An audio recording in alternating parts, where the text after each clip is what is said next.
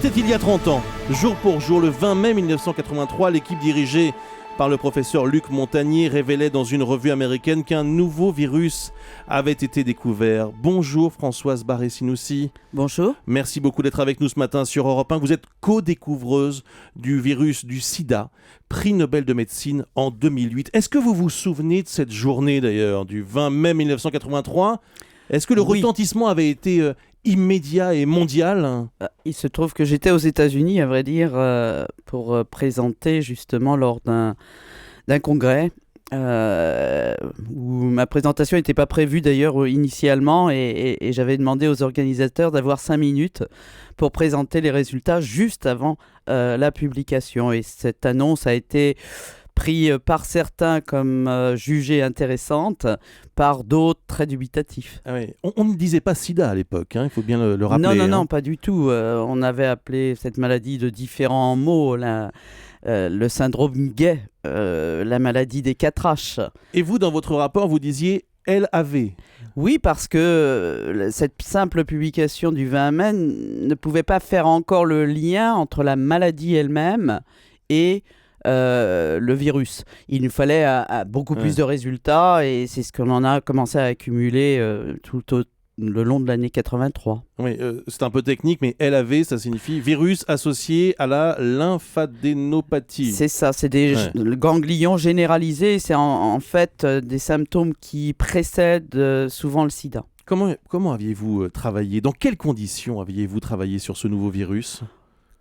D'abord, c'est une collaboration très étroite avec nos collègues les cliniciens qui nous ont eux-mêmes alertés, en particulier Willy Rosenbaum, Françoise Brun-Vézina et Christine Rouziou. Et on a travaillé dans des conditions, je dirais, qui étaient celles que l'on travaillait dans notre laboratoire déjà pour la même famille de virus, mais chez l'animal. Des conditions qui n'étaient pas les conditions de sécurité actuelles, c'est vrai, mais on avait pris quand même des précautions, à savoir de se masquer, de se ganter, etc. pour essayer de... On ne connaissait pas tout à fait bien encore les modes de transmission, on en avait une idée, mais est-ce qu'il n'y en avait pas d'autres ? Est-ce que vous aviez conscience du fléau que vous veniez de découvrir ? Quand on sait aujourd'hui, est-ce que vous imaginiez que le sida allait tuer entre 25 et 30 millions de personnes ? Non, absolument pas. C'était, vous savez, en France à l'époque, il y avait une 50aine de cas. On n'avait pas encore la notion de ce qui se passait sur le continent africain. Ça n'est qu'un tout petit peu plus tard qu'on s'est aperçu de ce qui se passait. Non, on ne mesurait pas l'ampleur de l'épidémie telle qu'on la connaît aujourd'hui. Françoise Barré-Sinoussi, prix Nobel de médecine 2008, co-découvreuse du virus du sida. On sait qu'un congrès va se tenir à partir de demain à Paris, va réunir les grands noms de la médecine pour essayer de faire le point justement sur la lutte contre le sida. Est-ce qu'on peut commencer à parler de fin de l'épidémie du sida ou de début de la fin ?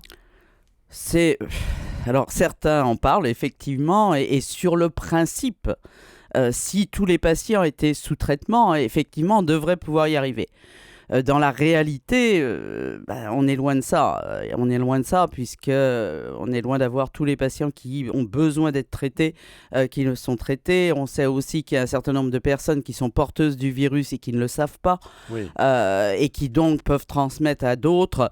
Et bien évidemment, il y a la priorité en termes d'intervention, à savoir diagnostiquer le plus tôt possible, inciter les personnes à se faire dépister pour être traitées le plus tôt possible.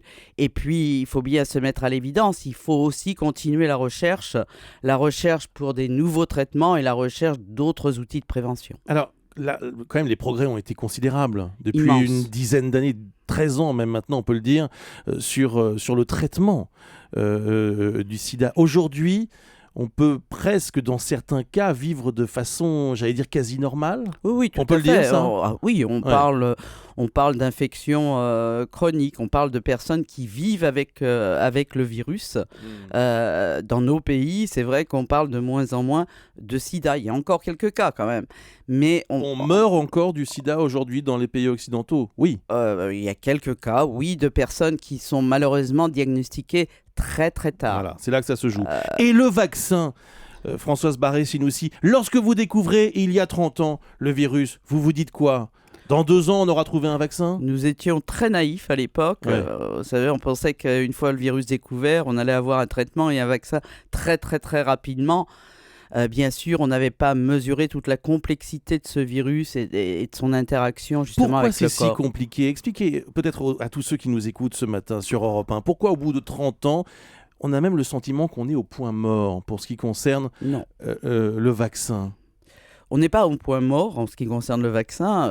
Il y a beaucoup d'échecs et c'est surtout cette notion d'échec qui passe au niveau du grand public. Dans la réalité des faits, des échecs, on apprend. Et donc, il y a de nouvelles stratégies vaccinales qui sont en cours. Notamment, on sait qu'on peut avoir des anticorps très, très puissants et donc les stratégies vaccinales du futur se veulent d'essayer de provoquer justement par un vaccin la production de ces anticorps très, très puissants.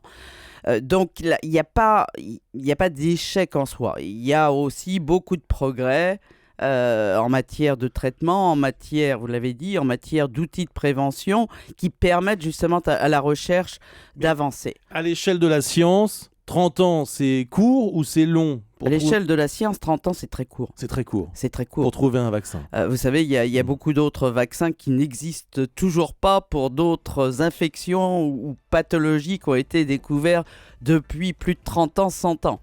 Quel message aimeriez-vous faire passer pour conclure ce matin? Un message de prévention? Un message de prévention, un message surtout d'inciter à se faire dépister. Dépister le plus tôt possible. Autrefois, vous savez, on ne pouvait pas dire ça il y a 30 ans lorsqu'on a identifié le virus parce qu'on incitait à dépister mais on n'avait rien à proposer. Aujourd'hui, on a un traitement et on sait que si on traite très tôt, eh bien, on diminue la mortalité des gens et on protège aussi ses partenaires.